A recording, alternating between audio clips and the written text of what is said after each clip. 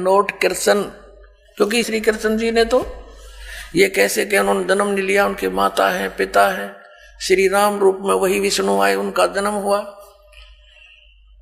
तो यहां कहने का भाव ये है कि ये क्या कहता है कि मेरे कर्म अलौकिक है और जन्म अलौकिक है। कैसे? जैसे श्री कृष्ण में प्रवेश करके यू सारा अनर्थ जुल्म करवा दिया इसने।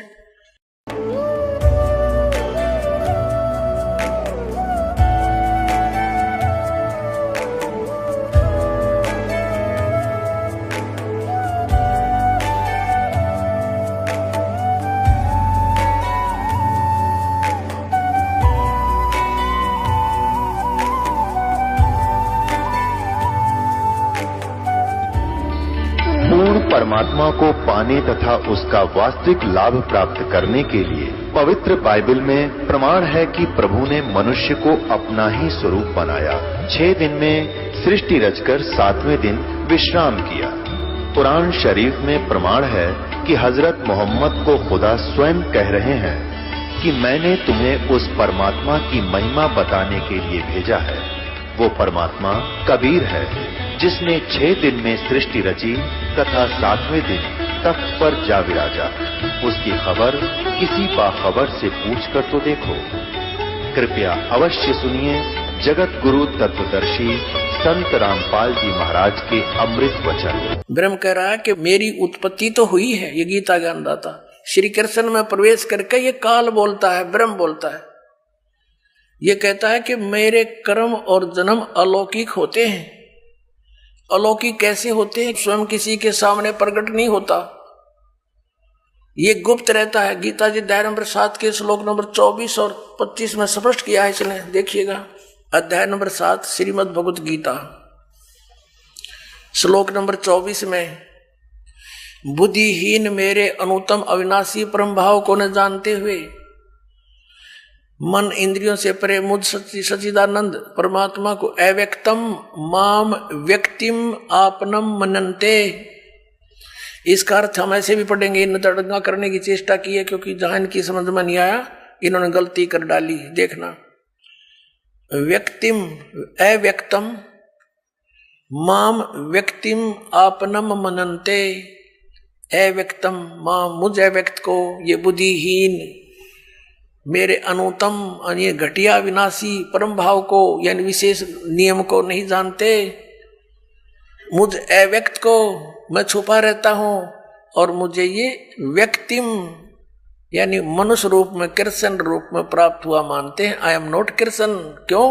अब 25 में बताया। देखिए इसका यह अनुवाद किया है, अपनी योग माया से छिपा हुआ मैं सबके प्रत्यक्ष नहीं होता, छुपा रहता हूं मैं।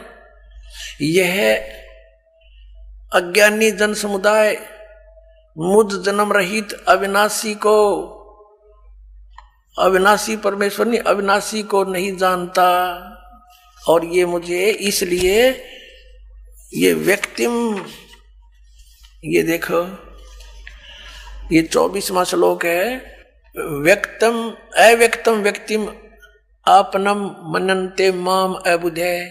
ये बेबुद्धि के लोग, बुद्धिहीन व्यक्ति मुझ अव्यक्त को, क्योंकि मैं अपनी योग माया से छुपा रहता हूं, ये मुझे व्यक्तिम यानी मनुष्य रूप में श्री कृष्ण रूप में आपनम माने आया हुआ प्राप्त हुआ मनन्ते मानते हैं। ये मुझ अव्यक्त को यानी मुझ छुपे हुए को, मुझको मनुष्य की भांति जन्म लेकर श्री कृष्ण की तरह मानते हैं। आई एम नॉट कृष्ण, क्योंकि श्री कृष्ण जी ने तो ये कैसे कि उन्होंने जन्म नहीं लिया, उनके माता है पिता है, श्री राम रूप में वही विष्णु आए, उनका जन्म हुआ। तो यहां कहने का भाव ये है कि ये क्या कहता है कि मेरे कर्म अलौकिक है और जन्म अलौकिक है। कैसे? जैसे श्री कृष्ण में प्रवेश करके यू सारा अनर्थ जुल्म करवा दिया इसने और पता भी नहीं लग गया कौन कर गया। श्री कृष्ण के सिर पर दर्दी कि इन्होंने महाभारत का युद्ध करवाया, जबकि श्री कृष्ण जी तो मना करे थे, 3 बार शांति दूत बन कर गए। आखिर में ये फैसला भी ले लिया कि मैं युद्ध भी नहीं करूंगा। तो क्या वो युद्ध करवाने की सलाह दे सकते हैं? नेवर। ये काल करे ऐसे अड़ंगे। अब ये कहता है कि मेरे जन्म और कर्म दिव्य हैं। इसके कर्म दिव्य कैसे हैं? जैसे श्री कृष्ण में प्रवेश करके महाभारत का युद्ध करवा दिया, जुल्म करवा दिया और गीता का ज्ञान दे दिया, ये इसके कर्म। ये कैसे प्रवेश करता है अब दिखाते हैं। अब देखिएगा श्री विष्णु पुराण, इसके संपादक कौन है? अनुवादक है श्री मणिलाल गुप्त।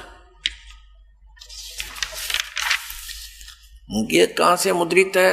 वह प्रकाशित है गीता प्रेस, गोरखपुर, गोविंद भवन कार्यालय, कोलकाता का संस्थान। ये इनके फोन और फैक्स नंबर है। ये देखिएगा इसके चतुर्थ अंश अध्याय नंबर 2 और 233 पृष्ठ पे। पूर्व काल में त्रेता युग में एक बार अति भीषण देव असुर संग्राम हुआ।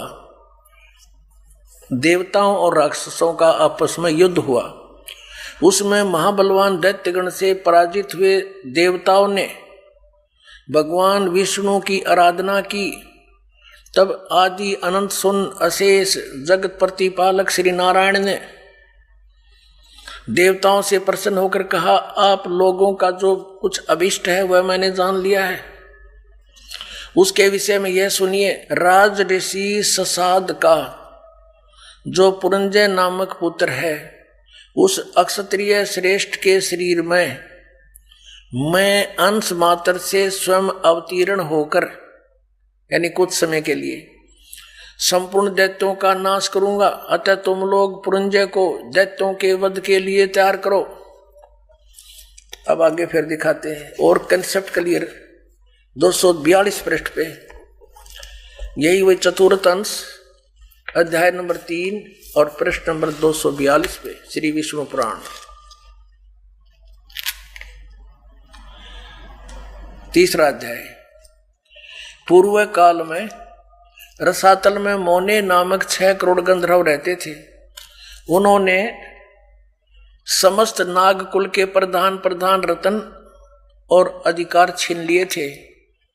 गंधर्व के पराक्रम से अपमानित उन नागेश्वरों द्वारा स्तुतित किए जाने पर उसके श्रवण करने से जिसकी विकसित कमल सदृश आंखें खुल गई हैं, निंद्रा के अंत में जागे हुए उन जलशाही भगवान सर्वदेवेश्वर को प्रणाम कर उनसे नागगण ने कहा, भगवान, इन गंधर्व से उत्पन्न हुआ हमारा भय किस प्रकार शांत होगा? तब आदि अनंत रहित भगवान पुरुषोत्तम ने कहा, यो नासों के पुत्र मान धाता का जो यह पुरकुत्स नामक पुत्र है, उसमें प्रविष्ट होकर मैं, उसमें प्रवेश करके प्रेत की तरह मैं उन संपूर्ण दुष्ट गंधर्व का नाश कर दूंगा। पुणात्माओं, ये अध्यात्म ज्ञान है, ये बालकों का खेल नहीं। ये शंकराचार्य तो श्वेत बाण पर लागे रहे, इन्होंने पता नहीं क्या करना है, कौन सा भगवान है। वह सुनी सुनाई दंत कथा जनता में फीड कर दी इन्होंने। अब इसमें क्या स्पष्ट हो गया कि ये ऐसे, इसके जन्म और कर्म ऐसे अलौकिक हैं। अब कर्म इसके यूं अलौकिक हैं, पुरंजय में प्रवेश करके और उसके राक्षसों का नाश कर दिया इसने स्वयं, और फिर मानदाता के पुत्र उसमें पुरकुत्स में प्रवेश करके भूत की तरह, और वहां फिर उन गंधर्वों का नाश कर दिया। अब पुण्यात्माओं, इसी प्रकार इसने श्री कृष्ण जी में प्रवेश करके उसको मालूम था इस काल को, ये कौन है, ये कौन है। अगर ये समझ में आ गया इस पुण्यात्माओं के, तो फिर बात खत्म हो जाएगी। ये है श्री ब्रह्मा रजगुण, श्री विष्णु सतगुण, श्री तमगुण शिव जी का पिताजी। ये काल है, ये सदा शिव कहलाता है, ये ब्रह्म है, ब्रह्म। और ये नहीं चाहता कि ये प्राणी सत्य ज्ञान को प्राप्त हो, इसलिए ये अज्ञान फैलवाता है। और ये क्या करता है, जैसे इन देवताओं ने प्रार्थना की तो विष्णु रूप धारण करके खड़ा हो गया इनके आगे, क्योंकि विष्णु रूप में पूज रहे थे वो। कौन? ये काल स्वयं और फिर इनसे कह दिया कि ठीक है, मैंने तुम्हारा जो अभिष्ट है वो जान लिया है और तुम ऐसे ऐसे उस पुरंजय को तैयार करो और मैं उसके शरीर में प्रवेश करके न मार दूंगा।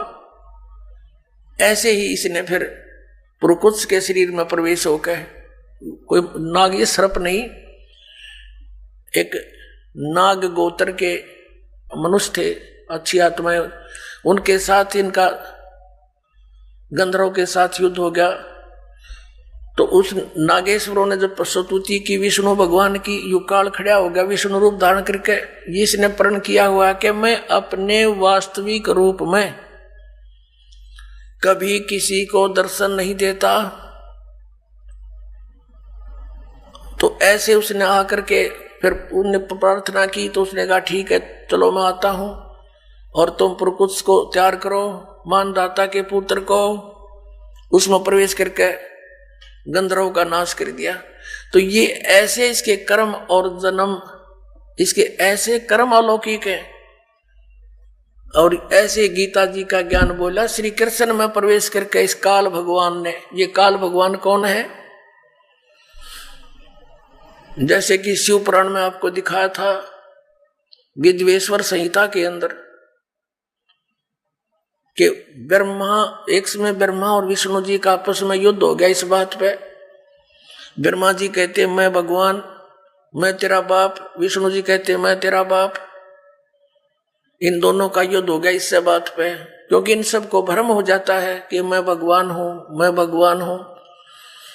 अब ये भी कैसे बात बिगड़ती है, जैसे ऋषि लोग साधना करते हैं, समाधिस्थ होते हैं, काफी वर्षों तक बैठे रहते हैं, किसी को तो ये विष्णु जी के रूप में दर्शन दे देता है, तो वो साधक उठ जाता है और जाके श्री विष्णु जी जो सर्वगुण देवता उनके सामने रहते हैं, उनके विषय में कहता है कि ये भगवान है स्वयं विष्णु जी, और यही सारी सृष्टि के करता, यही तीनों रूप बना के ऐसे ऐसे करते हैं, संहार स्थिति और उत्पत्ति यही खुद करते हैं। मैंने समाधि दशा में देख लिया यही भगवान है, मैंने मुझे दर्शन दिया इन्होंने, और दर्शन दे गया ब्रह्म काल।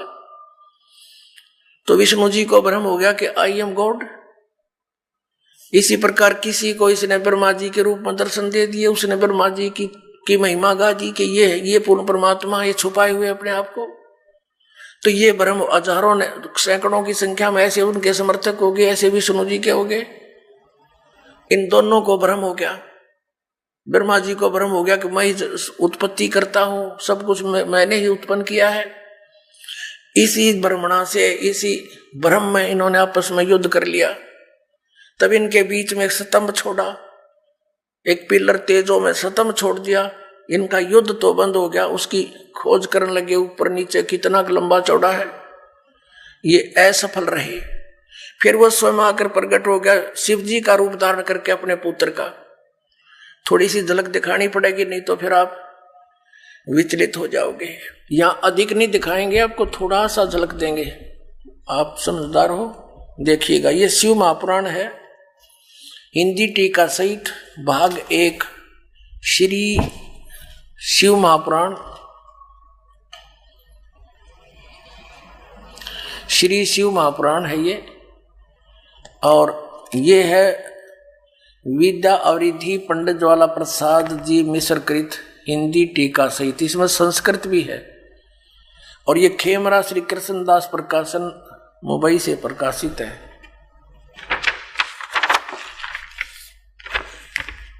मुद्रक में प्रकाशक है खेमरा श्री कृष्णदास, अध्यक्ष श्री वेंकटेश्वर प्रेस, खेमरा श्री कृष्णदास मार्ग मुंबई। अब यहां देखना, इसके 11 पृष्ठ से शुरू करेंगे हम। विद्वेश्वर संहिता शिव पुराण, विद्वेश्वर संहिता भाग 1 अध्याय 6। नंदीकेश्वर बोले,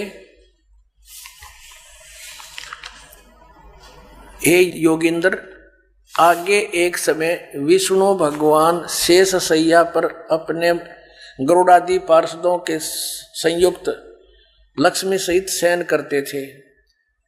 उस समय ब्रह्म ज्ञानियों में श्रेष्ठ ब्रह्मा जी अपनी इच्छा से ही वहां आ गए और उस सब प्रकार से सुंदर सेज पर शयन करते हुए कमल लोचन विष्णु भगवान से पूछने लगे।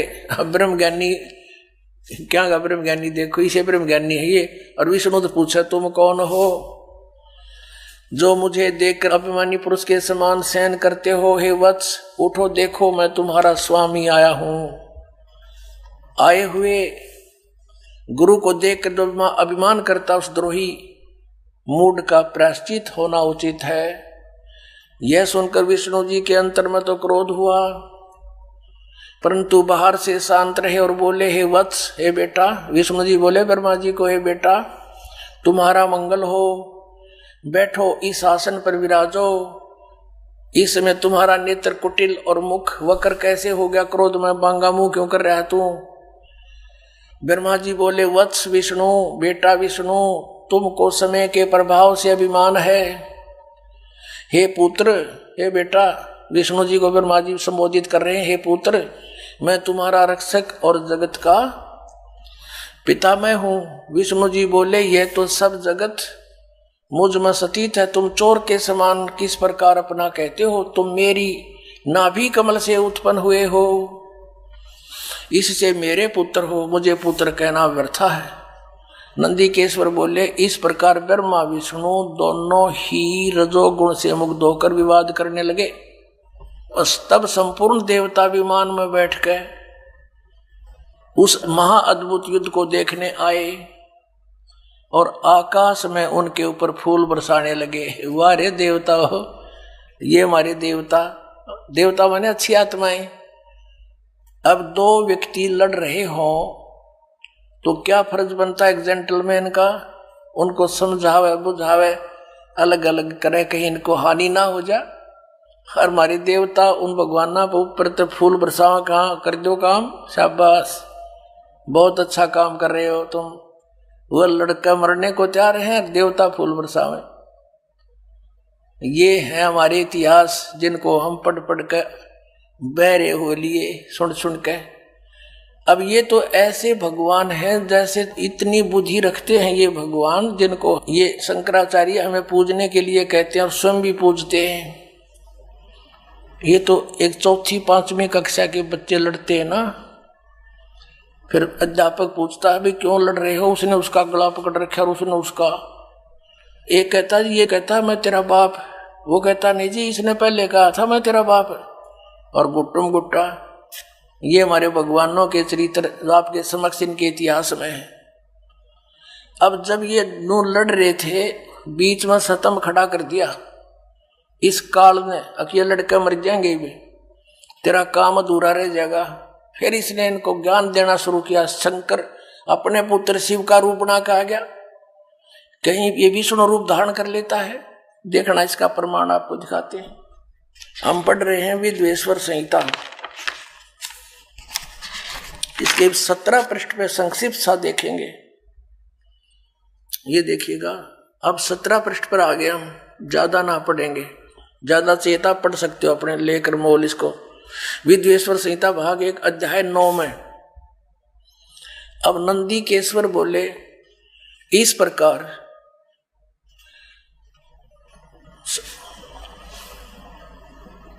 यहां दिखाते हैं उन दोनों की अज्ञानता, वैर को दूर करने के अर्थ दोनों से कहा। किसने? वो भगवान। ये क्या बताते हैं कि नंदीकेश्वर बोले कि इस प्रकार भगवान ने उन नम्र हुए ब्रह्मा और विष्णु पर अनुग्रह करके उनसे फिर क्या कहा कि उन दोनों के ज्ञानता और वैर को दूर करने के अर्थ उन दोनों से कहा। अब यहां ज्यादा ना पढ़ेंगे अपने मतलब का। अब ये शंकर रूप धारण करके आ गया कि मेरे सकल और निष्कल भेद से 2 रूप हैं, परंतु और ईश्वर नहीं है। ईश्वर ने इस कारण से उनके 2 रूप नहीं हो सकते। पहला सतम रूप यानी वो पिलर खड़ा कर दिया और पीछे मूर्तिमान रूप फिर स्वयं आ गया, प्रकट हो गया, धारण किया। इसमें ब्रह्म रूप निष्कल है, वो पिलर खड़ा कर दिया, वो तो कहते हैं निष्कल निराकार है, वो ब्रह्म है। और इस रूप सगुण है, वो फिर शंकर रूप धारण करके आ गया। मेरे ये दोनों रूप सिद्ध हैं, दूसरे किसी के नहीं हो सकते। इस कारण तुम दोनों ने, ब्रह्मा और विष्णु को कह रहा है वो काल भगवान, इस प्रकार तुम दोनों को अथवा दूसरों को ईश्वरताओं की प्राप्ति नहीं हो सकती। तुम दोनों ने अज्ञानता से अपने को ईश माना, भगवान मान लिया। विष्णु और ब्रह्मा को कह रहे हैं कि तुमने अपने आप को ईश मान लिया, यू आर नॉट गॉड। तुम अपने को ईश माना, यह बड़ा ही अद्भुत हुआ। उसके दूर करने को ही मैं रण स्थान में आया। अब तुम अपना अभिमान त्याग कर मोदीश्वर में अपनी बुद्धि लगाओ। मेरे ही प्रसाद से लोक में सब अर्थ प्रकाश करते हैं। अब ज्यादा नहीं, हम यही पढ़ते हैं, जगत का वर्धक होने से मैं ब्रह्म हूं, ब्रह्म केशव। अब यहां आते हैं, मैं सबका ईश्वर हूं, यह सब मेरा है, मेरे सिवा दूसरे का नहीं है। अब यहां देखो, अब हम 18 पृष्ठ पर पढ़ेंगे। 18 पर विद्वेश्वर संहिता भाग 1 अध्याय 10, ये 9वां अध्याय यहां समाप्त हो गया। इति श्री शिव महापुराणे विद्वेश्वर संहिता भाषा टीकायाम 9वां अध्याय, ये इति हो गया, समाप्त हो गया। और यहां ये दूसरा प्रारंभ हो गया। अब यहां देखिएगा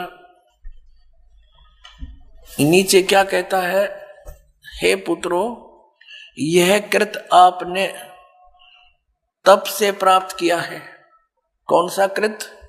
ब्रह्मा और विष्णु को कहता है, हे पुत्रों, यह कृत आपने तप से प्राप्त किया है, जो कि सृष्टि की उत्पत्ति और पालन कहाता है। सो मैंने प्रसन्न होकर तुम्हें दिया है।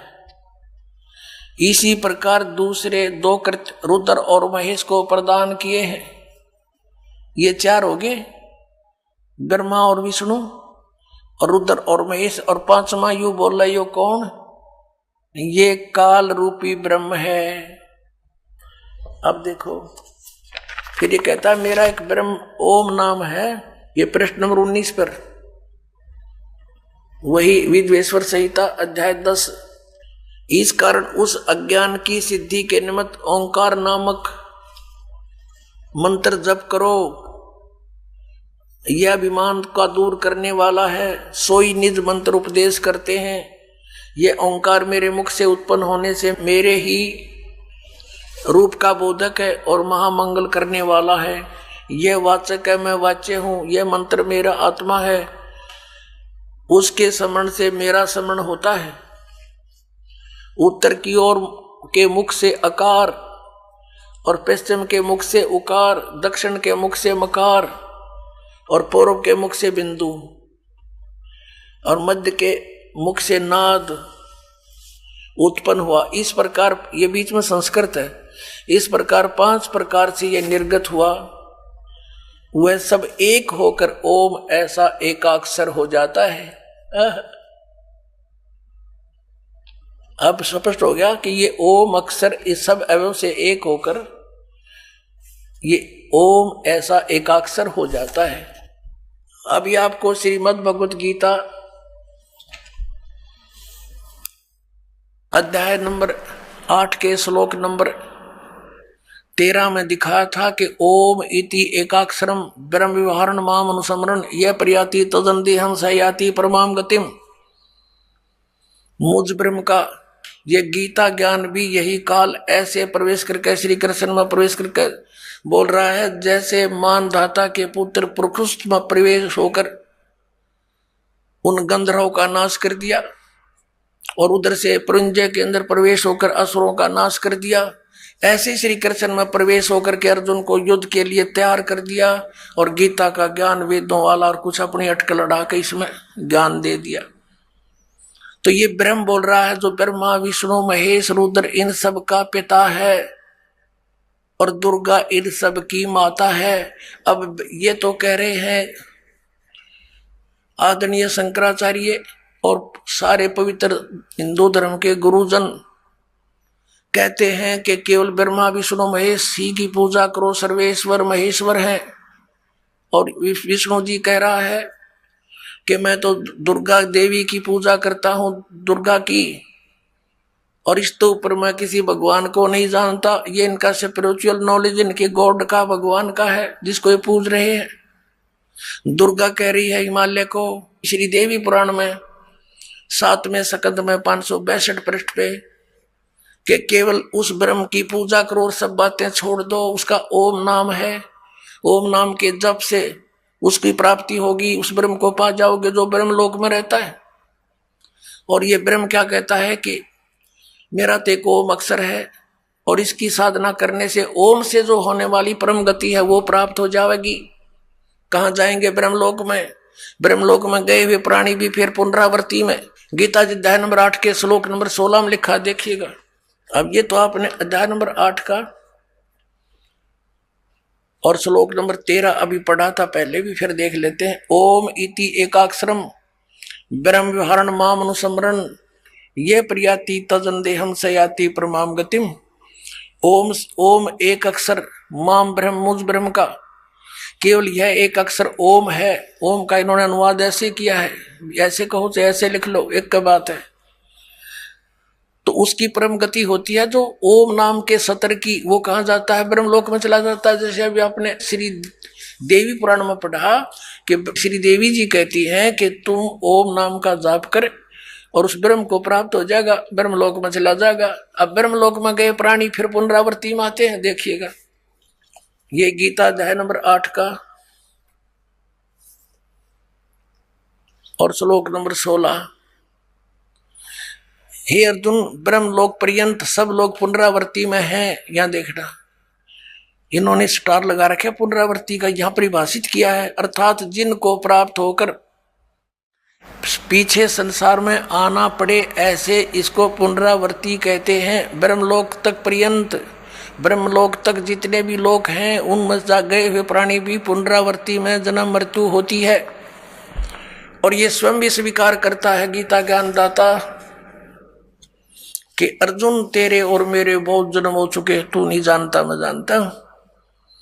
तो ब्रह्म इनकी पूजा करने वाला भी जन्म मृत्यु में बना रहा तो परम शांति नहीं। गीता जी अध्याय नंबर 17 के और श्लोक नंबर 23 में कहा है कि उस सच्चिदानंद ब्रह्म को पाने का किसको, जहां जाने के बाद साधक फिर लौटकर संसार में कभी नहीं आते। देखिएगा अध्याय नंबर 15 का पंचदशो अध्याय 15वां अध्याय का ये प्रथम मंत्र है कि ऊर्ध्व मूलम अधः शाखम अश्वत्थम प्राहु अव्यम छंदासी यस्य पर्णानि ये तम वेद स वेदवित्। अब ये क्या बताया है कि आदि पुरुष परमेश्वर मूल आले, ऊपर को जड़ है वो तो पूर्ण परमात्मा है। अधः शाखम नीचे को शाखा, ये अनुवाद गलत किया है ब्रह्मा रूप मुख्य शाखा वाला। देखिएगा इस 2 नंबर श्लोक में अधः अधः 2 जगह है, इनका अनुवाद इन्होंने खुद किया है। यहां पर अधः माने नीचे, अधः माने नीचे, अधः माने नीचे, अधः माने नीचे। तो अधः यहां नीचे लिखना था, ऊपर को जड़ वाला, ऊपर को मूल वाला। आदि पुरुष परमेश्वर तो समझो उल्टा लटके संसार रूपी वृक्ष की जड़ है और नीचे को शाखा है, ये समझो। इसकी तरफ संकेत है। ये है वो उल्टा लटका हुआ संसार रूपी वृक्ष, ऊपर को जड़ और नीचे को शाखा वाला। अब तीनों गुण यहां देखिएगा। अब गीता जी अध्याय नंबर 15 का श्लोक नंबर हम 1 पढ़ रहे हैं। इसका अर्थ है कि जो ऊपर को जड़ नीचे को शाखा, बिल्कुल स्पष्ट है। अधः शाखम, इन्होंने तो अड़ंगा डांड तो मतलब था, ज्ञान था ही नहीं। संसार रूपी पीपल के वृक्ष को अविनाशी कहते हैं। वेद जिसके पत्ते कहे गए हैं, उस संसार वृक्ष को जो पुरुष मूल सही तत्व से जानता है, स वेदवित्, वह वेद के तात्पर्य को जानने वाला है, अर्थात वो तत्वदर्शी संत है। सह वेदवित तत्व से जानता है तो वह वेद के तात्पर्य को जानने वाला था, तो तत्वदर्शी संत है, इसका अर्थ ये। और फिर हम ज्यादा ना कहकर हम सिर्फ ये लेंगे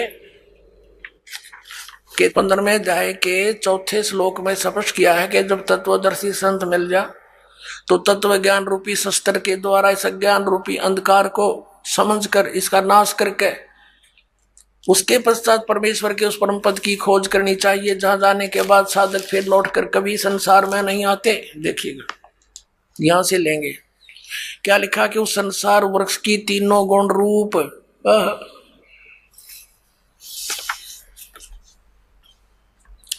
विषय पर वाला शाखा, तीनों गुण रूपता समझो उसकी विषय वासना वाली शाखा है, नीचे और ऊपर फैली हुई है। मनुष्य लोक में कर्मों के अनुसार बांधने के भी मुख्य कारण यही है, जो नीचे और ऊपर लोकों में फैली हुई है। ऊपर स्वर्ग लोक में, नीचे पाताल लोक में, पृथ्वी लोक पर ज्ञान बोला ही जा रहा है।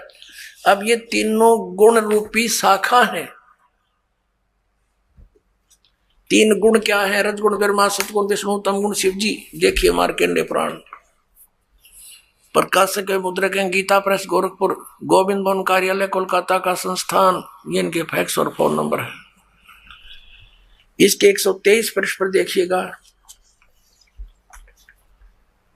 ये संक्षिप्त मार्कंडेय पुराण 122 के नीचे आएंगे, फिर साथ में इधर 23 है। अब मार्कंडेय जी बोले मुने, अब यहां जाते इसके सामने ही। इस प्रकार स्वयंभू परमात्मा की 3 अवस्थाएं हैं। रजोगुण प्रधान ब्रह्मा, तमोगुण प्रधान रुद्र, सतोगुण प्रधान विश्वपालक विष्णु है। ये ही 3 देवता है और ये ही 3 गुण है। कंसेप्ट क्लियर हुआ? समझदार को संकेत ही बहुत होता है। अब फिर पढ़िएगा इस पवित्र श्रीमद् भगवत गीता अध्याय नंबर 15 के श्लोक नंबर 1, 2 से आगे। एक तो पढ़ लिया आपने, अब 2 को देखिए। अध्याय नंबर 15 श्रीमद् भगवत गीता नंबर 2 में क्या कहा है कि इस संसार वृक्ष की तीनों गुण, रजगुण ब्रह्मा, सतगुण विष्णु, तमगुण शिव जी रूपी शाखा। परमेश्वर कबीर जी ने आकर बताया था कि जो संत संसार रूपी वृक्ष के सभी विभागों को भिन्न भिन्न बता देता है, स वेदवित, वह तत्वदर्शी संत है। कबीर परमेश्वर ने 600 वर्ष पहले कहा था, अक्षर पुरुष एक पेड़ है, निरंजन यानी क्षर पुरुष वा की डार, और तीनों देवा शाखा है, ये पात रूप संसार है। तो वो थे भगवान जो तत्वदर्शी संत की भूमिका करने आते ही आते हैं, वो ज्ञान वही समझाते हैं। तो ये बता कि तीनों गुण, रजगुण ब्रह्मा, सतगुण विष्णु, तमगुण शिव जी, ये जड़ तो पूर्ण परमात्मा स्वयं परम अक्षर ब्रह्म कबीर देव, कबीर साहब हैं। ये कबीर साहब हैं। और अक्षर पुरुष ये तना है, शर पुरुष ये डार है। इसके 3 पुत्र हैं, रजगुण ब्रह्मा, सतगुण विष्णु, तमगुण शिव जी, ये शाखा है। और पात रूप ये सब यहाँ के तीनों लोकों के प्राणी हैं। अब आपके ये पवित्र श्रीमद् भगवत गीता जैसा पवित्र सदग्रंथ समझ में आवेगा। अभी तक तो इन्होंने अज्ञान बना रखा था, सबको श्री कृष्ण को ही बना रखा था, यानी विष्णु जी को ही। देखिएगा अध्याय नंबर 15 का श्लोक नंबर 2 हमने पढ़ रहे हैं हम। उस संसार वृक्ष की तीनों गुण, रजगुण ब्रह्मा, सतगुण विष्णु, तमगुण शिव जी, ये जल से बड़ी हुई नहीं, विषय पर वाला शाखा, ये तो शाखा है, नीचे और ऊपर फैली हुई है। यानी 3 लोकों पर, पाताल लोक, पृथ्वी लोक और स्वर्ग लोक पर इन भगवानों का आधिपत्य है। एक एक गुण का एक एक विभाग के मंत्री हैं ये। और कर्मा के अनुसार बांधने वाली भी मुख्य कारण, मुख्य जड़ें, यानी ये हमें यहाँ बांधे रखती हैं, फंसाए रखते हैं। नीचे और ऊपर फैली हुई है, सभी लोकों में नहीं, ऊपर और नीचे फैली है। अब तीसरे में कह गीता ज्ञानदाता कहता है, इस संसार का स्वरूप जैसा कहा है वैसा यहाँ विचार काल में नहीं पाया जाता। अब क्या कहता है ये गीता ज्ञानदाता कि जो तेरा और मेरा डिस्कशन चल रहा है इस गीता के ज्ञान में, मैं इस पूरे ब्रह्मांडों के सारे संसार रूपी वृक्ष की यानी सभी ब्रह्मांडों की जानकारी नहीं रखता। मुझे इसके आदि और अंत का, सतिथि का कोई ज्ञान नहीं। इससे ये भी सिद्ध हो गया कि गीता ज्ञान दाता जो है ये सर्जन करता नहीं है, ब्रह्मांडों का रचने वाला नहीं है, वो कोई और भगवान है जिसने सब ब्रह्मांड रचे। देखिएगा 15वें अध्याय का 3 ये क्या कहता है कि इस संसार वर्ष का स्वरूप जैसा कहा है वैसा यहाँ विचार काल में तेरे मेरे डिस्कशन में गीता जी के ज्ञान में नहीं पाया जाता, क्योंकि न इसका आदि है और न इसका अंत है। यानी मुझे इसके आदि अंत का कोई ज्ञान नहीं, गीता ज्ञानदाता कहता है, और न इसकी अच्छी प्रकार सतिथि है। इसलिए इस सुविरुद्ध मूलम, मूल कौन है? परम अक्षर ब्रह्म और ऊपर के लोक वो तो अविनाशी हैं, शुद्ध अति दृढ़ हैं, और नीचे के अति दृढ़ मूल वाले अश्वत्थम इस पीपल के वृक्ष को, संसार रूपी वृक्ष को दृढ़ेन दृढ़ असंख्य शस्त्रेण, वैराग रूप नहीं तत्व ज्ञान रूपी शस्त्र द्वारा काट कर, अर्थात उस तत्व ज्ञान से तत्वदर्शी संत मिलने के पश्चात उसको अच्छी तरह समझकर अब चौथा अंदर में जाएगा। चौथा,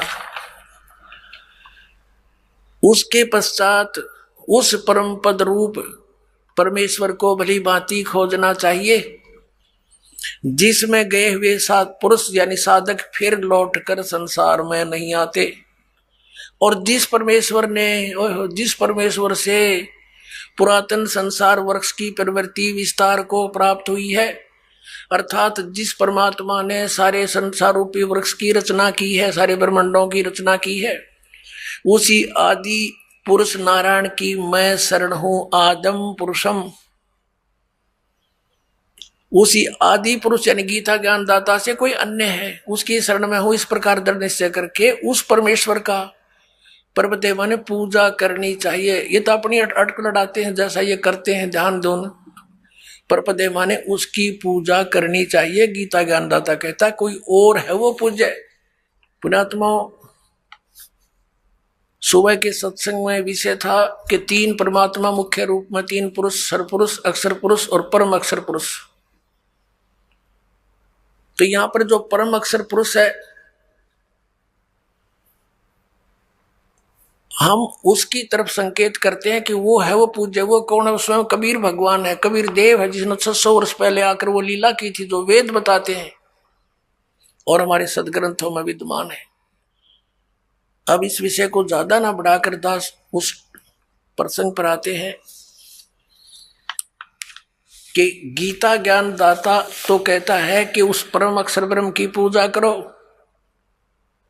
उसके विषय में तत्वदर्शी संतों के पास जाओ, जैसे चौथे अध्याय के 34वें श्लोक में कहा है, अध्याय नंबर 4 के श्लोक नंबर हम 32 को पढ़ेंगे। ये 32 इस प्रकार यानी 25 से लेकर 31 तक इस प्रकार और भी बहुत तरह के यज्ञ यानी धार्मिक अनुष्ठान की जानकारी ब्रह्मण्य मुखे। यहाँ गलत कर दिया ना वेद की वाणी। देखिए 17वें अध्याय के 23वें श्लोक में स्वयं ब्रह्मण्य माने, ये देखिएगा अध्याय नंबर 17 का और श्लोक नंबर 23। इसमें क्या कहा है कि ओम तत्सत इति निर्देश है ब्रह्मण्य तिर्विध समर्थ ब्राह्मणा तेन वेदा च यज्ञा च विहिता पुरा। अब यहाँ ओम ओम तत् तत् सत सत, ये दो सांकेतिक शब्द हैं, दास बताएगा। इति यह तीन प्रकार का सच्चिदानंद घन ब्रह्म, ब्रह्मण्य माने सच्चिदानंद घन ब्रह्म का नाम कहा है। यहाँ सच ब्रह्मण्य माने सच्चिदानंद घन ब्रह्म गीता ज्ञानदाता से अन्य है। तो यहाँ इन्होंने चौथे अध्याय के 32वें श्लोक में अनरच कर दिया। इस ब्रह्मण्य शब्द है ब्रह्मण्य मुखे एवं विबहुविधा, इस प्रकार बहुत प्रकार की यज्ञ माने धार्मिक अनुष्ठान, विचिता माने विस्तार पूर्वक ब्रह्मण्य मुखे सच्चिदानंद घन ब्रह्म के द्वारा अपने मुख कमल से बोले गए हैं, वो तत्व ज्ञान है। इस प्रकार और भी बहुत प्रकार के यज्ञ यानी धार्मिक अनुष्ठानों की जानकारी यहाँ लिखना था। सच्चिदानंद घन ब्रह्म की वाणी में, कबीर वाणी में विस्तार से कहे गए हैं। उन सब को तू कर्म जान, जैसा भी होने वाला जान, इस प्रकार तत्व से जानकर तो उनके अनुष्ठान द्वारा, उस साधना के द्वारा कर्म बंधन से तू सर्वथा मुक्त हो जाएगा। अब यहां देखिएगा चौथे अध्याय के 34वें श्लोक में इसने कहा है, चौथे अध्याय के 34वें श्लोक में इसने कहा है, गीता ज्ञानदाता ने, उस ज्ञान को, वो तत्व ज्ञान है जो सच्चिदानंद घन ब्रह्म ने अपने मुख से बोला है, वो कबीर वाणी, वो तत्व ज्ञान है। उस ज्ञान को तू तत्वदर्शी ज्ञानियों के पास जाकर समझ, उनको भली भांति दंडवत प्रणाम करने से, उनकी सेवा करने से और कपट छोड़कर सरलता पूर्वक प्रसन्न करने से वे परमात्म तत्व को भली भांति जानने वाले तत्वदर्शी न, तत्वदर्शी न माने तत्वदर्शी संत ज्ञानी महात्मा तुझको तत्व ज्ञान का उपदेश करेंगे। गीता अध्याय नंबर 17 के श्लोक नंबर 23 में गीता ज्ञानदाता कहता हूं, सच्चिदानंद घन ब्रह्म के पाने का मंत्र ओम तत्सत, ये उसकी साधना है और तत्वदर्शी संत बतावेगा। ओम तो इसने डिक्लेयर करी रखा, सार्वजनिक है। तत् और सत सांकेतिक है, इसको पता नहीं, उसके लिए तत्वदर्शी संतों के विषय लिए छोड़ दिया, वो इस दास को पता है, परमात्मा ने बताया है। तो इन तीनों के जाप करने से मोक्ष होगा, पूर्ण परमात्मा प्राप्ति होगी, जहां जाने के बाद साधक फिर लौटकर कभी संसार में नहीं आते। 18वें अध्याय के 62वें श्लोक में कहा कि अर्जुन तू सर्वभाव से उस परमेश्वर की शरण में जा। ये देखिएगा श्रीमद् भगवत गीता अध्याय 18 और श्लोक 62 में कहा कि अर्जुन हे भारत, सब प्रकार से उस परमेश्वर की शरण में जा, उस परमात्मा की कृपा से ही तू परम शांति को और सनातन परम धाम को प्राप्त होगा। और 15वें अध्याय के 4थे श्लोक में आपने पढ़ ही लिया कि जहां जाने के बाद साधक फिर लौटकर संसार में कभी नहीं आते, कि उसके पश्चात उस परम पद परमेश्वर को बड़ी भांति जानना चाहिए, खोजना चाहिए, जिसमें गए हुए पुरुष फिर लौटकर संसार में नहीं आते। और जिस परमेश्वर से सारे ब्रह्मांडों के संसार रूपी वृक्ष की, पुरातन संसार रूपी वृक्ष की प्रवृत्ति विस्तार को प्राप्त हुई है, और उसी आदि पुरुष नारायण की मैं शरण हूं, और उस परमेश्वर का ही पूजा करनी चाहिए, भक्ति करनी चाहिए। इसका इसे अपनात्माओं, इन शंकराचार्यों का ज्ञान फेल हुआ। अपनात्माओं, ये दास अभिमान से नहीं कहता, क्योंकि ज्ञान ना तो इन शंकराचार्यों का बनाया हुआ, ये तो वेदों और गीता और पुराणों में लिखा है, ये उसको समझ नहीं सके, दास समझ गया, बस इतनी सी बात है। अब देखिएगा, हमने 11 अक्टूबर सन 2009 को इन सभी आदरणीय शंकराचार्यों से प्रार्थना की थी कि आप जी आध्यात्मिक ज्ञान चर्चा के लिए पधारें, लेकिन ये अपने आप को शायद महान समझते हैं और अपनी बेइज्जती समझी होगी रामपाल से गोष्ठीकरण में, लेकिन उस तरह नहीं तो इस तरह कर दिया हमने तो इनकी हिंदी। अब संसार आप समझ जाएगी जनता ये किसे एक शंकराचार्य है। ये देखिएगा, हमने इनके पास ये पत्र भेजे थे सभी शंकराचार्यों के चारों के पास। हमारा उद्देश्य प्रार्थना पत्र है, हमारा उद्देश्य विश्व मैत्री, समाज सुधार, आत्म उद्धार, भ्रमित जिज्ञासुओं को शास्त्र अनुसार निर्णायक सद्भक्ति पद्धति प्रदान करना, आध्यात्मिक ज्ञान चर्चा। सभी हिंदू धर्म के माननीय शीर्ष शंकराचार्यों व अन्य सभी आदरणीय आचार्यों से हार्दिक प्रार्थना है कि वे सतलोक आश्रम बरवाला, जिला हिसार, हरियाणा, भारत में एकत्र होकर आध्यात्मिक ज्ञान चर्चा करें, ताकि भ्रमित भक्त समाज को सही दिशा मिल सके। उसके लिए हमने यहाँ से इनके पास प्रार्थना भेजी थी और इन्होंने सिग्नेचर दिए हैं। के.एस. नारायण, एडमिनिस्ट्रेटर, श्री श्रृंगेरी मठ एंड प्रॉपर्टीज श्रृंगेरी, इतने। ये 16/8/2009 को ऐसे ये हमने सबके पास भेजा था। इन्होंने हमारे को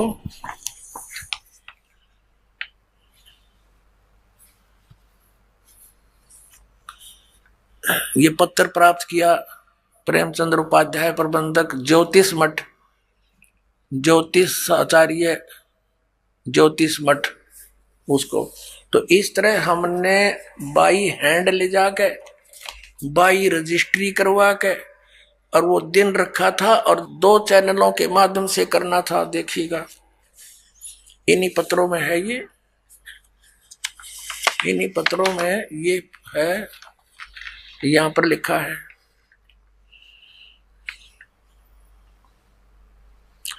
इस सर्व कार्यक्रम आध्यात्मिक ज्ञान चर्चा का सीधा प्रसारण सुप्रसिद्ध टीवी चैनलों जी जागरण, एक नंबर जी जागरण, दूसरा साधना पर 11 अक्टूबर 2009 को शाम 6 बजे से 10 बजे तक किया जाएगा।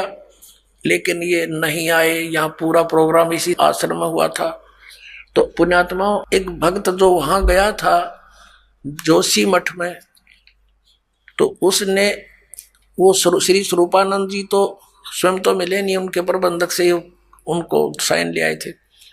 तो एक और मिले थे श्री माधव आश्रम जी शंकराचार्य, उसके विषय में उस भक्त ने बताया कि वहां के व्यक्ति बता रहे थे और वो कह रहे थे कि इस श्री माधव आश्रम जी ने श्री स्वरूपानंद शंकराचार्य जी को शास्त्रार्थ में हरा दिया था। अब देखो वो कौन है, ये देखिएगा, ये है वर्तोत्सव पर्व निर्णायक पत्रिका, ये इन्होंने कोई छापी है। धर्म की जय हो, प्राणियों में सद्भावना हो, गौ माता की जय हो, श्री हरि, ये इनका नारा है। ये है श्री माधव आश्रम जी।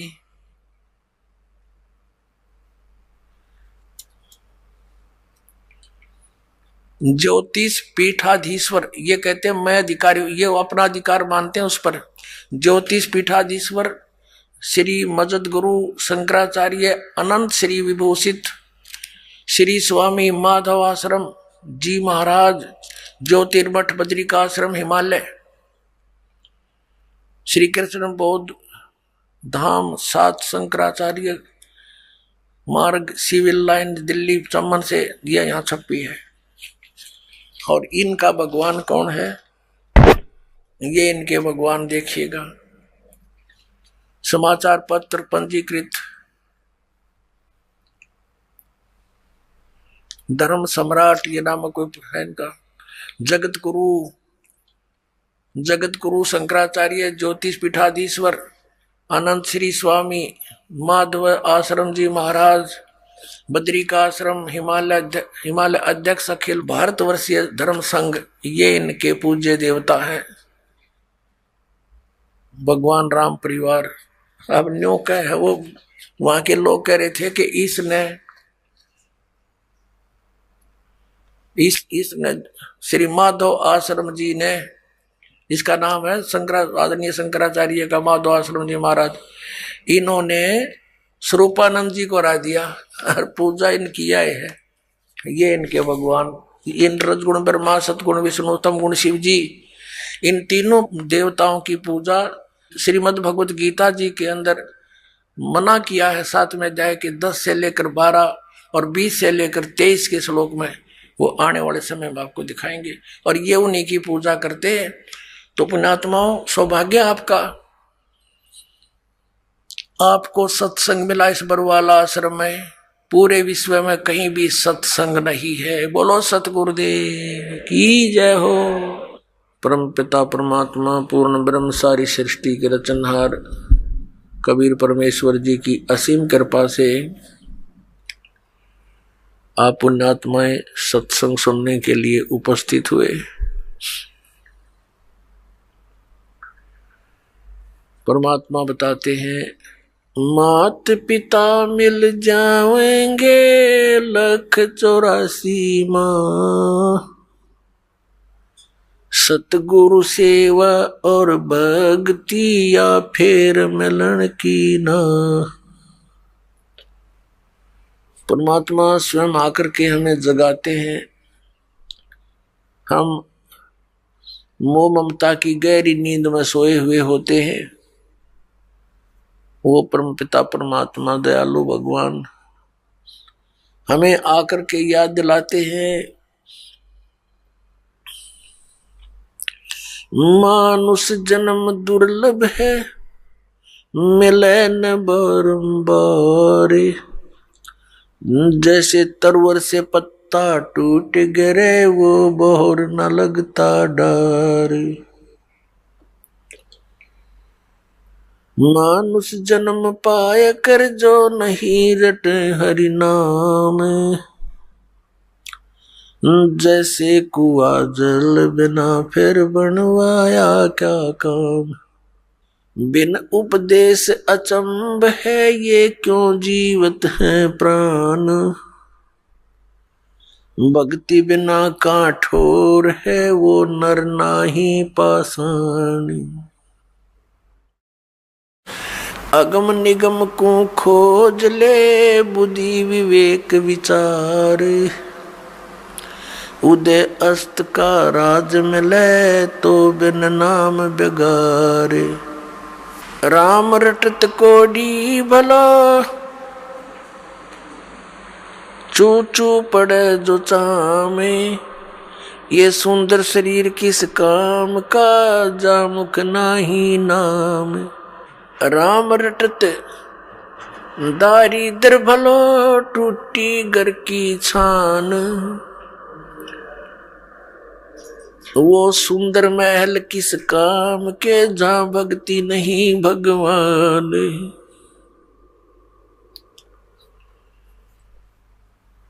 राम रटत कन्या बली, साकेट भलो न पूत। जैसे बकरी के गल में गल थना, जिसमें दूध ना मूत। हमारे परमात्मा ने, हमारे पिता ने, हमारे जनक ने आकर के हमें ये ज्ञान बताया कि आप इस लोक के वासी नहीं हो, आप यहाँ के रहने वाले नहीं हो। और जिन इन संसारिक सुखों को आप सुख मानते हो, ये झूठा सुख है, ये अस्थायी है। आइए अब हम उन श्रद्धालुओं के अनुभव जानते हैं जो जगत गुरु तत्वदर्शी संत रामपाल जी महाराज जी से दीक्षा प्राप्त कर चुके हैं तथा उनके द्वारा बताए गए भक्ति मार्ग पर चल रहे हैं। जी नमस्कार। नमस्कार सर जी। क्या नाम है आपका? हुक्म सूर्यवंशी। हुक्म सिंह जी, कहाँ से आए आप? राजस्थान सवाई माधोपुर से। संत रामपाल जी महाराज से नाम दीक्षा लेने से पहले आप क्या भक्ति साधना करते थे? हम सर जी इससे पहले सभी देवी देवताओं की, हिंदू धर्म में जो प्रचलित होते हैं उन सभी की भक्ति करते थे। सर, आप देव देवताओं की भक्ति करते थे, जो प्रचलित पूजाएं हैं वो भी आप कर रहे थे, तो फिर आपको संत रामपाल जी महाराज जी से नाम दीक्षा लेने की क्या जरूरत आन पड़ी? सर जी, हमारे गांव में रूपनारायण भगत जी है, जो कि संत रामपाल जी महाराज के शिष्य। उनने बताया कि पूर्ण संत सतगुरु रामपाल जी महाराज के रूप में बरवाड़ा में आए हुए हैं, जो सत भक्ति बता रहे हैं, जो शास्त्र के आधार पर भक्ति बताते हैं। जैसे गीता जी में लिखा है कि जो पुरुष शास्त्र विधि को छोड़ के मनमाने ढंग से पूजा करता है, उसको न कोई सुख होता है, न कोई सिद्धि प्राप्त होती है, न उसकी गति होती है। इसलिए कर्तव्य और एक कर्तव्य व्यवस्था अर्जुन तेरे लिए शास्त्र प्रमाण है। वो सारी शास्त्र विधि जो बताइए शास्त्रों में, वो साधना संत रामपाल जी महाराज दे रहे हैं। वहाँ चलो और उनसे नाम लो, तब भक्ति करोगे, तभी आपको आध्यात्मिक लाभ होगे। वैसे भक्ति करने से कोई लाभ नहीं होगा। तो सर, क्या जब आपने संत रामपाल जी महाराज जी से नाम दीक्षा ली तो उस साधना को करने के बाद क्या आपको कोई लाभ मिला? सर जी, हमको भी ऐसे लाभ मिले जो आज तक सुना है कि भगवान ये भी कर सकता है, वो हमने आंखों से देखा है। सर जी, मेरे सामने मतलब दास के परिवार वालों ने मतलब ट्रैक्टर लिया, नया ट्रैक्टर लिया। हमारे परिवार में हम नहीं जानते कि भाई ट्रैक्टर कैसे चलाया जाता है। मेरी इच्छा थी ट्रैक्टर चलाने की, तो मैंने ट्रैक्टर पे जैसे ही जाके बैठा तो परिवार घर वालों के बच्चे हैं सारे भाइयों के, तो वो भी साथ में बैठने के लिए ना ट्रैक्टर पे बैठ गए। अब जैसे ही मैंने ट्रैक्टर चलाया, क्लिच पे से एकदम से पैर हट गया। पैर हटते ही मतलब ट्रैक्टर को मैं बैग ले रहा था, बैग लेते लेते जैसे ही मतलब वो पैर हटाया तो एकदम झटका सा लग गया। झटका लगते ही मतलब बच्चा आगे गिर गया। मैं पीछे की तरफ देख रहा था, पीछे ट्रैक्टर जा रहा है, बच्चा आगे गिर गया। तो जैसे ही ट्रैक्टर मतलब पीछे दीवार थी, तो मैं तो दीवार को देख रहा हूँ और बच्चे के सिर पे होते हुए टायर निकला। अब जैसे ही बच्चे के सिर पे पैर आया, वो टायर आया आगे वाला, तो बच्चे ने मतलब रोने की आवाज़ करी। जैसे ही आवाज़ आई मैं आगे की तरफ देखा तो बच्चे के बिल्कुल सिर के ऊपर टायर था। मैंने बच्चे के सिर पे टायर देखते ही मैं घबरा गया, मेरा शरीर में कपकपी सी होने लग गई। और जब मैंने ट्रैक्टर से उतर के मतलब ट्रैक्टर का एक्सीलेटर भी खींचा तो ट्रैक्टर भी बंद नहीं हुआ। मैंने तुरंत जाके बच्चे को उठाया तो बच्चा मतलब जैसे दबी हुई आवाज़ में रोने लगा। तो मैं फिर दोबारा बच्चे को छोड़ के मैंने ट्रैक्टर का एक्सीलेटर खींच के ट्रैक्टर को बंद किया। बंद करके मैं जब घर लेकर आया तो बच्चा दबी हुई आवाज़ में रो रहा था। घर वाले मेरे उसको गाड़ी गड़ौच करने लग गए, कहा कि तूने तो बच्चे को ट्रैक्टर लिया है, अभी से कलंक लगा देता, तो नहीं चलाना आता तो नहीं चलाता, फिर तूने ये क्या किया। तो सर जी मेरे को रात भर नींद नहीं आई। मैंने सारी बात रूपनारायण भगत जी को, रूपनारायण जो कि संत रामपाल जी महाराज के शिष्य हैं, उनको जाके बताई कि भगत जी मेरे साथ तो ये हुआ, पता नहीं क्या होगा अब। तो उन्होंने कहा भाई परमात्मा जो चाहे सो कर सकते हैं। तो मेरे को मतलब उन्होंने जो बातें बताई उस हिसाब से गुरुजियों पे विश्वास बना। मैंने फिर परमात्मा से प्रार्थना करी। सुबह जैसे ही हुआ, सुबह होते ही घरवाड़ों ने मेरे से गाली गलौज करने लग गया, भाई तूने तो बच्चा को पत्नी कितनी चोट है इसके, ये रात भर का है ना सोने नहीं दिया। वहाँ गाँव वाड़ों ने भी कहा भाई कि इसके चोट ज़्यादा है तो इसको माधोपुर लेके चलो। तो माधोपुर जैसे हम लाने की तैयार कर रहे थे, मेरे शरीर में मतलब कपकपी सी थी कि भाई पता नहीं क्या होगा। तो मैंने परमात्मा को जाके प्रणाम किया। जो परमात्मा सतगुरु रूप में परमात्मा आए हुए हैं संत रामपाल जी महाराज के रूप में, उनका मैंने प्रणाम किया। प्रणाम करके मैंने प्रार्थना की, ए बंदी छोड़, अगर आप ऐसा कर सकते हो तो क्या हमारे लिए ऐसा नहीं करोगे। अब जैसे मैं ना दंडवत प्रणाम करके बाहर आया, तभी हमारे परिवार वालों ने चाय बना ली थी। हम सवाई माधोपुर लाने की तैयारी कर रहे थे, चाय बना ली, हम तैयारी कर रहे थे यहाँ आने की। तो भगत जी वो चाय पीते ही बच्चा है ना मतलब खड़ा हुआ। अब खड़ा होके मतलब लड़खड़ा के चल रहा था। मेरे दिल में कपकपी सी होने लगी कि ये गिरेगा और दोबारा मतलब कुछ ना कुछ और हो जाएगा। तो भगत जी देखते ही देखते मतलब वो है ना थोड़ी देर में मतलब ऐसा हो गया, आज तक हमने किसी डॉक्टर को नहीं दिखाया और वो है ना ऐसा बिल्कुल बढ़िया है, कोई मतलब है ना वो शारीरिक मतलब उसके मतलब दुख दर्द नहीं है। कितने साल का बच्चा था वो? 5 साल का बच्चा था भगत जी, जो ट्रैक्टर पे बैठ गया। और क्या लाभ मिले? सर जी मेरी एक बेटी है 12-13 साल की, वो कुट्टी काटने की मशीन से मतलब खेलने लग गई। खेलते खेलते उसके ऊपर बैठ के वो हिलाने लग गई। हिलाते हिलाते उसका पता नहीं अचानक से कैसे हाथ गया, वो गंडासे के ऊपर वो अंदर चला गया मशीन के अंदर। मशीन के अंदर जाते एक उंगली बिल्कुल लटक गई, दूसरी उंगली पे कट आ गया। तो वहाँ तो घरवाड़ों ने मतलब है नहीं लपेट के शाम के 6 बज गए। तो वहाँ से खंडार हॉस्पिटल लेके आए। खंडार हॉस्पिटल जैसे लेके आया, वहाँ गेट पे ही डॉक्टर मिल गया। डॉक्टर ने वहीं बुला लिया कि भाई तू बाद में मेरे पास आएगा, तू चल अभी आ जा। तो वहाँ डॉक्टर ने पट्टी खुलवा के और देखी तो उंगली लटकी हुई है। तो डॉक्टर साहब वहीं बोल गए गेट पे ही कि भाई इसको तो माधोपुर ले जा, इसके अंदर रोड डलेगी, अगर रोड डलते ही उंगली अगर बचती है तो ठीक है, नहीं तो मतलब उंगली काटनी पड़ेगी। हम शाम को वहाँ से करीब 7 बजे के हेरफेर में हमको खंडार में बज गए। 8 बजे के लगभग हम सवाई माधोपुर आए। सवाई माधोपुर जब 8 बजे के हेरफेर में आए तो उस समय मतलब डॉक्टरों की शिफ्ट चेंज होनी थी। तो डॉक्टरों ने मतलब ये कहा भाई कि अगर ऑक्सीजन सप्लाई इसकी चालू रही तो उंगली नहीं कटेगी, अगर ऑक्सीजन सप्लाई अगर बंद होगी तो उंगली सुबह काटनी पड़ेगी, काली पड़ जाएगी उंगली। तो सर जी हमने वहाँ से मतलब है ना टाँका लगवा के नामदान पे चले गए। वहाँ परमात्मा के दंडवत प्रणाम करके और रात बिताई वहीं हमने। रात बिताई, सुबह जैसे ही हम हॉस्पिटल गए, जिस डॉक्टर के हमने शाम को बताया वो डॉक्टर तो मिला नहीं, दूसरा डॉक्टर की ड्यूटी थी, उसी को हमने बताया। तो वहाँ जब डॉक्टर को बताया, हमने सारी बातें बताई कि डॉक्टर साहब इसकी उंगली कटी हुई है और बिल्कुल लटकी हुई है। तो सर जी जैसे डॉक्टर साहब ने उसको देखा भी नहीं और बोल दिया कि भाई इसका तो एक्सरे करवा के लाना पड़ेगा। अब एक्सरे करवा के लाए और हमने सारी बातें बताई। तो एक्सरे देख के डॉक्टर साहब बोला कि भाई ऐसी तो कोई बात है नहीं। तो सर जी हमने मतलब ये देखा कि संत रामपाल जी महाराज ने दया करी, मेरी बेटी की उंगली जैसी थी वैसी की वैसी कर दी। तो सर आप भगत समाज को क्या संदेश देना चाहते हैं? सर जी मैं तो यही कहूँगा कि संत रामपाल जी महाराज से नाम लो और इसी से आपके अपना शरीर भी और अपना मोक्ष संभव है। बाकी और दुनिया में कहीं भी जाओ, कहीं भी मतलब मेरे विचार में मोक्ष संभव नहीं है, नहीं उनके पास ज्ञान है। तो सर जो व्यक्ति संत रामपाल जी महाराज जी से नाम दीक्षा लेना चाहते हैं वो उनसे नाम दीक्षा कैसे ले सकते हैं? संत रामपाल जी महाराज का सत्संग बहुत ही सारे टीवी चैनलों पे सत्संग चलता है, फेसबुक पे, यूट्यूब पे, कहीं भी मतलब सत्संग देख के संत रामपाल जी महाराज के जो सत्संग चलते हैं उनके नीचे पीली पट्टी चलती है, उसमें जो नंबर दिए होते हैं उन पे कांटेक्ट करके जो अपने ज़िले के नज़दीकी नामदान सेंटर वहाँ से आप नाम दीक्षा ले सकते हो। जी धन्यवाद। धन्यवाद सर जी।